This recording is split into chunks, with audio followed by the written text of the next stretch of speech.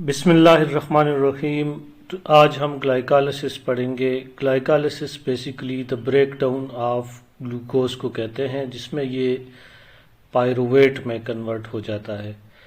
एक ग्लूकोज से दो पायरुवेट मॉलिक्यूल बन जाते हैं। मैं हूँ डॉक्टर खुशनुदुर रहमान और मैं इस्लामिया कॉलेज पेशावर में पढ़ाता हूँ। जहाँ तक ग्लाइकोलाइसिस की बात है, ग्लाइकोलाइसिस को हम दो फेजेस में तकसीम कर सकते हैं। इन दो फेजेस में एक फेज़ कहलाता है प्रिपरेटरी फेज़, जिसमें दो एटीपी खर्च हो जाते हैं और दो पीगेल बनते हैं। फिर उसी तरह पीगेल जो है अब बाद में एटीपी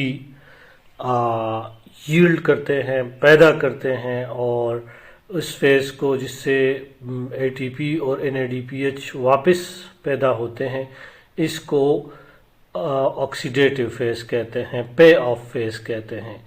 तो ये एक एमसीक्यू भी आ सकता है कि the type of reactions which require energy and then produce energy, so it is known as glycolysis. Glycolysis में ये दो फेजेस मौजूद हैं। अब अगर हम इसका ओवरऑल देखें तो एक ग्लूकोज मॉलिक्यूल हमारे पास आता है। ग्लूकोज से ग्लूकोज 6 फास्फेट बनता है। ग्लूकोज 6 फास्फेट से फिर वो आगे जाकर स्टेप बाय स्टेप पायरुवेट बन जाता है।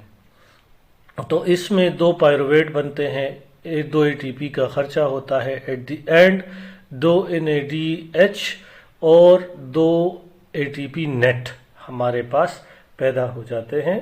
ग्रास 4 होते हैं। अब ये 10 स्टेप्स का एक रिएक्शन है। इन 10 स्टेप्स में पहला स्टेप कहलाता है हेक्सोकाइनेज। हेक्सोकाइनेज जैसा कि नाम से जाहिर है कि इसमें क्या होता है कि इसमें जनाब ग्लूकोज के साथ एटीपी उस पर रिएक्शन करता है और उसको ग्लूकोज 6 फास्फेट में कन्वर्ट करा देता है। यानी हम आसानी से कह सकते हैं कि स्टेप 1, स्टेप 2, स्टेप 3 में, और इसी तरह सारे स्टेप्स में हम सीखेंगे। तो पहले स्टेप में हमारे पास जो रिएक्शन हो रहा है वो ग्लाइकोलाइसिस का, उसमें पहला स्टेप में ग्लूकोज के साथ एटीपी मिलकर उसको ग्लूकोज 6 फास्फेट बना देते हैं और यूं ये फर्स्ट स्टेप सरंजाम पा जाता है। तो ग्लूकोज 6 फास्फेट और इसके ऊपर एक एंजाइम अमल करता है। उस एंजाइम का नाम है हेक्सोकाइनेज। तो इसलिए इस स्टेप को भी हेक्सोकाइनेज का नाम दे दिया गया है।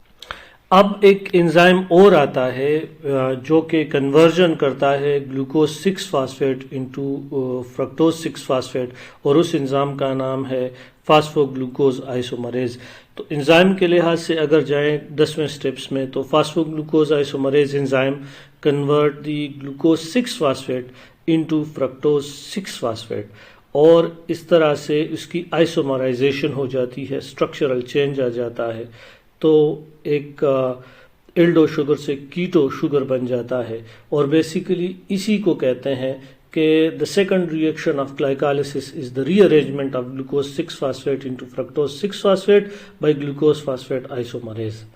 तो इसको फास्फोग्लूकोज आइसोमरेज भी कहते हैं। तो ये सेकंड स्टेप है। अब दो स्टेप हो गए हैं, हेक्सोकाइनेज और दूसरा वाला जो हम कहते हैं ग्लूकोज फास्फेट आइसोमरेज या फास्फोग्लूकोज आइसोमरेज। स्टेप 3 जो है वो स्टेप 3 फास्फो फ्रक्टोकाइनेज स्टेप है। इसमें fructose 6 phosphate fructose 1,6 bis phosphate में कन्वर्ट होता है। Phospho fructokinase with magnesium as a cofactor change fructose 6 phosphate into fructose 1,6 bis phosphate. इसमें थर्ड स्टेप ये ग्लाइकोलाइसिस का है और इसमें फ्रक्टोज 1,6 बिस फास्फेट बनता है, और यहाँ पर दूसरा मॉलिक्यूल एटीपी का प्रोवाइड किया जाता है और उससे फास्फेट निकलता है, और यूं एक फास्फेट की जगह अब फ्रक्टोज में 2 फास्फेट लग जाते हैं। तो इसके लिए एंजाइम का काम आता है फास्फोफ्रक्टोकाइनेज। और ये एंजाइम जो है मैग्नीशियम की मौजूदगी में नेगेटिव चार्जेस को बचाता है, क्योंकि मैग्नीशियम नेगेटिव चार्ज से शील्ड करता है इसको, इसलिए इस एंजाइम के लिए इसे कोफैक्टर की ज़रूरत पड़ती है। फोर्थ स्टेप हमारे पास है एल्डोलेज। एल्डोलेज जो है इसमें क्या होता है कि इसमें the enzyme aldolase splits fructose 1,6 bisphosphate into 2 sugars. यहाँ पर ये अनस्टेबल हो जाता है और आइसोमर्स ऑफ ईच अदर कहलाते हैं इसको, डाईहाइड्रोक्सी एसीटोन फास्फेट और ग्लिसरॉल्डिहाइड 3 फास्फेट में ये फ्रक्टोज 1,6 बिसफॉस्फेट टूट जाता है। अब यहाँ पर ये बात काबिल गौर है कि एंजाइम एल्डोलेज ये जब ये दो बनाता है तो हमारे पास बेसिकली बनते डाईहाइड्रोक्सी एसीटोन फास्फेट और ग्लिसरॉल्डिहाइड 3 फास्फेट बनता है, लेकिन ली शार्टलियर प्रिंसिपल के मुताबिक बाकी जो है सारे के सारे ग्लिसरॉल्डिहाइड 3 फास्फेट बन जाएगा, क्योंकि इसका बैलेंस जहाँ कम होगा वहाँ पर ये बनेगा। और आपको पता है कि ये हर जगह यूज़ होता है GAP। पांचवा स्टेप हमारे पास है ट्राइओज फास्फेट आइसोमरेज। अब ट्राइओज फास्फेट आइसोमरेज बात तो बड़ी आसान है, क्योंकि अब जिस तरफ कंसंट्रेशन जिस मॉलिक्यूल की इस्तेमाल हो रही होगी उसमें कन्वर्जन होगी, तो DAP का तो सवाल ही, DHAP का तो सवाल ही पैदा नहीं होता, GAP का सवाल पैदा होता है, क्योंकि ग्लिसरॉल्डिहाइड 3 फास्फेट जो है that is the mother molecule of all molecules. बार बार बताते हैं कि हर जगह यूज़ होता है, तो कहते हैं कि 94% 96% तक कंसंट्रेशन सेल में DHAP की होती है और बाकी 4% सिर्फ ग्लिसरॉल्डिहाइड 3 फास्फेट रह जाता है। तो द एंजाइम फिर आगे आता है, वो तो करेगा, ट्राइओज फास्फेट आइसोमरेज एंजाइम है, तो वो DHAP को जल्दी जल्दी कन्वर्ट करा देता है GAP में। इस तरह से ये पांचवा स्टेप हो जाता है। अब छठा स्टेप जो है छठा स्टेप ग्लिसरॉल्डिहाइड 3 फास्फेट डिहाइड्रोजनेज का है। तो डियर स्टूडेंट्स, ये ग्लिसरॉल्डिहाइड 3 फास्फेट डिहाइड्रोजनेज क्या करता है कि एक इनऑर्गेनिक फास्फेट ग्लिसरॉल्डिहाइड में प्लस करता है, इसमें ऐड करता है और ये PGA से 1,3 बिस फास्फोग्लिसरेट बना देता है। तो ये एक इनऑर्गेनिक फास्फेट इसमें ऐड करेगा और इसका मेन स्टेप जो है ग्लिसरॉल्डिहाइड 3 फास्फेट की ऑक्सीडेशन है। ग्लिसरॉल्डिहाइड 3 फास्फेट की ऑक्सीडेशन है। तो निकोटिनामाइड एडेनिन डाइन्यूक्लियोटाइड इधर एक कोएंजाइम है, the molecule is phosphorylated by the addition of phosphate group, और इधर से द एंजाइम जो है यहाँ पर जो बात बनती है, phosphate group then attacks the GAP molecule and release it from the enzyme to yield at 1,3 bis-phosphoglycerate। तो यहाँ पर बिसफॉस्फोग्लिसरेट बन जाएगा। इस स्टेप में ये फिनोमेना होगा। अब हमारे पास स्टेप 7 है। टोटल 10 स्टेप्स में से स्टेप 7 है। आप थोड़ा सा हौसला रखिए और सीखिए। यहाँ पर इसके लिए है फास्फोग्लिसरेट काइनेज। ये फास्फेट ग्रुप को अगेन इसमें 1,3 बिस से ट्रांसफर करके ADP में तो इसको ATP बना देता है। यहाँ पर आप देख रहे हैं कि एक मॉलिक्यूल से यहाँ पर एक ATP बनेगा तो 2 से 2 बनेंगे। तो यहाँ पर मैग्नीशियम आयन की मौजूदगी में 1,3 बिस फास्फोग्लिसरेट 3 फास्फोग्लिसरेट बन जाएगा। और जब ये 3 फास्फोग्लिसरेट बन जाएगा, इससे फिर ये एक ATP भी बन जाएगा एंजाइम फास्फोग्लिसरेट की मौजूदगी में और मैग्नीशियम आयन की मौजूदगी में। तो इसका एक्सप्लेनेशन ये है कि ये अगेन एक सबस्ट्रेट लेवल फास्फोराइलेशन है। Substrate level phosphorylation direct synthesis from the substrate है। ये ग्लाइकोलाइसिस में और क्रिब्स साइकिल में होता है। ग्लाइकोलाइसिस में अभी हमने 2 जगहों पर इसको पढ़ा। ये 2 जगहों पर आपने पढ़ा। एक स्टेप 7 है, आपने इधर पढ़ा, और एक इससे अगले स्टेप में पहले पढ़ा कि किस तरह से ये इसके आगे के स्टेप में जब पिप से पायरुवेट बनेगा, ATP बनेगा। आठवां जो हमारे पास स्टेप है वो फास्फोग्लिसरेट म्यूटेज का है। अब म्यूटेज पता है कि थर्ड कार्बन पर इसका 3 फास्फोग्लिसरेट होगा तो उसको 2 फास्फोग्लिसरेट बना देगा। तो जब थर्ड से ये ट्रांसफर करेगा, इस फिगर में आप देख सकते हैं कि थर्ड पे आप ये ब्लैक, बिल्कुल ब्लैक डॉट में अब आपको जो है वो देख सकते हैं कि थर्ड से फास्फेट ट्रांसफर हो जाएगा 2 पर, और उसका नाम है फास्फोग्लिसरेट म्यूटेज। इस एंजाइम का जो है ये 3 फास्फोग्लिसरेट से 2 फास्फोग्लिसरेट बना देता है, और इसको हम कहते हैं कि ये फास्फोग्लिसरेट म्यूटेज है। तो इसको ये अब स्टेप जो है वो आगे इन्वॉल्व है। अब इससे आगे फिर इनोलेस का जो वो स्टेप है वो आएगा। तो this step involves a simple rearrangement of position of phosphate group into 3 phosphoglycerate molecules, तो टू मेकिंग द 3 फास्फोग्लिसरेट और 2 फास्फोग्लिसरेट।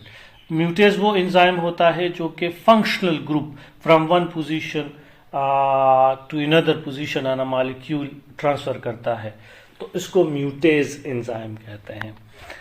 तो ये स्टेप 9 जो है ग्लाइकोलाइसिस का, ग्लूकोज ब्रेकडाउन का, साइटोप्लाज्म में होने वाले इस रिएक्शन का, ये साइटोप्लाज्म में होता है डियर स्टूडेंट्स। और आप मेरी ये बात समझ लें, ग्लाइकोलाइसिस साइटोप्लाज्म में होता है। तो 2 फास्फोग्लिसरेट अगेन वो जो है ये इनोलेज नामी एक एंजाइम होता है जो क्या करता है कि फास्फोइनोल पायरोवेट बनाता है, यानी पिप बनाता है। The enzyme enolase remove a molecule of water from 2 phosphoglycerate to form a phosphoenol pyruvic acid. यहाँ पर इनोलेज एंजाइम आता है। इनोलेज, ये देखें डबल बॉन्ड बन रहा है, जहां से फास्फेट अटैच हुआ है ना उधर डबल बॉन्ड, इन जैसे अल्कीन होता है, इनोलेज। तो वो enzyme, the enzyme enolase remove a molecule of water from 2 phosphoglycerate to form a phosphoenol pyruvic acid, PEP form करता है, और इसको हम कहते हैं कि ये इनोलेज एंजाइम है।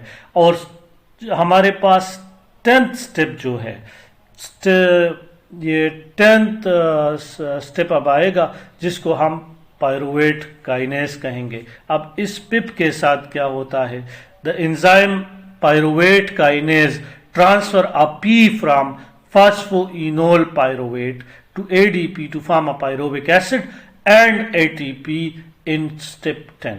अब यहां पर फास्फोइनोल पायरुवेट फॉर्म हो चुका है। फास्फोइनोल पायरुवेट के साथ एडीपी फिर अमल करेगा। अब एडीपी इसके साथ, इससे फास्फेट लेगा, खुद एटीपी बन जाएगा और इनोल पायरुवेट को पायरुवेट बना देगा, इनोल पायरुवेट को पायरुवेट बनाएगा। ये एंजाइम जो है, ये रिएक्शन जो है, ये पायरुवेट काइनेस की मौजूदगी में हो रहा है, पायरुवेट काइनेस की मौजूदगी। हम आप देख रहे हैं कि फास्फोइनोल पायरुवेट का एक मॉलिक्यूल एडीपी को दे रहा है अपना एक फास्फेट, ये तुम लो, और पायरुवेट काइनेस तुम इसे फैसिलिटेट करो, ये एटीपी बना देता है और एटीपी पायरुवेट बन जाता है, जो इसका फाइनल प्रोडक्ट है। एक ग्लूकोज से 2 पायरुवेट बन जाते हैं। तो स्टेप 1 और 3 में 2 एटीपी खर्च हुए थे, 7 और 10 में 4 एटीपी मिले थे। तो इस तरह नेट जो है, देखिए 1 और 3 में 2 एटीपी -2 एटीपी थे, और स्टेप 7 और 10 में +4 एटीपी थे। तो नेट विजिबल एटीपी प्रोड्यूस्ड 2 हो गए हैं। तो इस तरह से 2 का फायदा हो गया है। और 2 NADH जो बाद में 2 या 3 बताऊंगा कि कैसे मैकेनिज्म उसमें पैदा होते हैं। अगर आपको ये अच्छा लगा है तो प्लीज़ लाइक, शेयर और सब्सक्राइब कीजिए। अल्लाह आपको खुश रखे। Thank you. कोई क्वेश्चन हो और या आपको कोई टॉपिक समझ नहीं आ रहा हो तो प्लीज़ कमेंट में मेंशन कीजिएगा। Thank you students.